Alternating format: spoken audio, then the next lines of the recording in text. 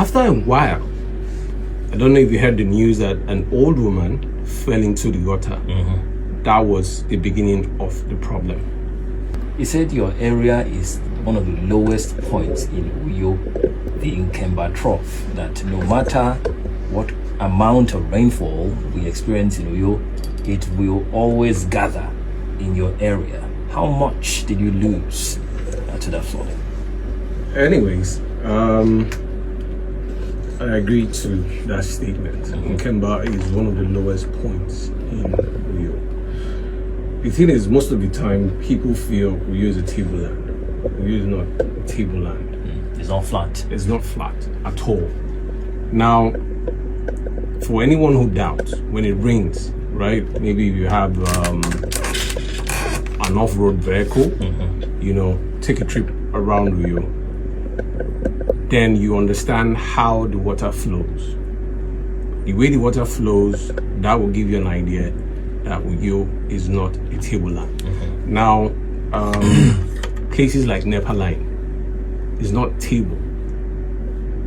Nepa Line from Abak Road flows towards Abak Road, and it takes it down towards Nkemba.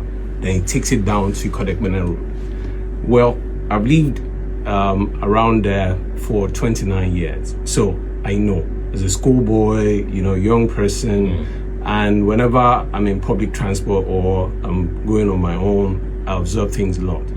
All right. Personally, I didn't lose anything, but a couple of persons close to me, very close to me.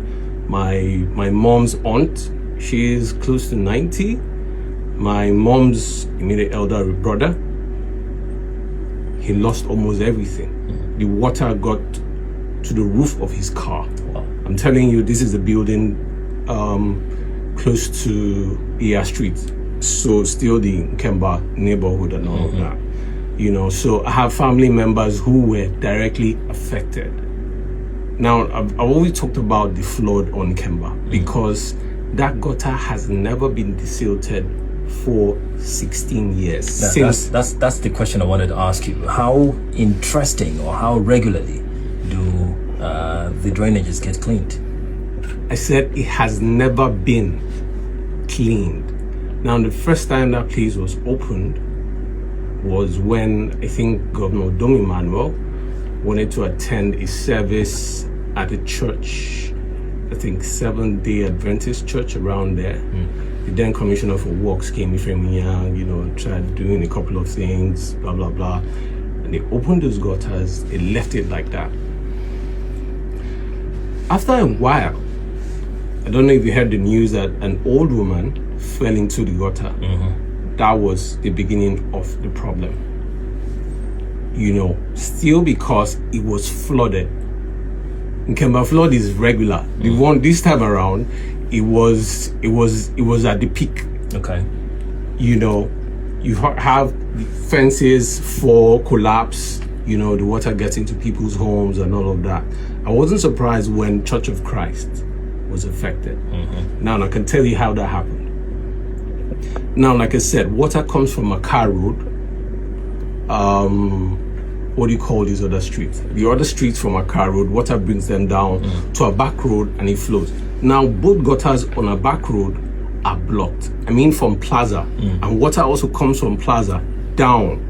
Okay, so what you said earlier, it has never been cleaned, desilted for 16 years. It has never And the last time it happened, last time it was opened was in the Dom Emmanuel administration, when the then Commissioner for Works, Simeon, did some activity around then in anticipation of a visit by the government. Absolutely. So it means that the Akwa Ibom State government is aware of the table or the non-tabletop. The truth is that we just feel, okay, the big drains can do the work. The big drains can't do the work without the small drains. On the small streets, secondary streets, because that is where the water comes from, channels it through there and takes it off, right?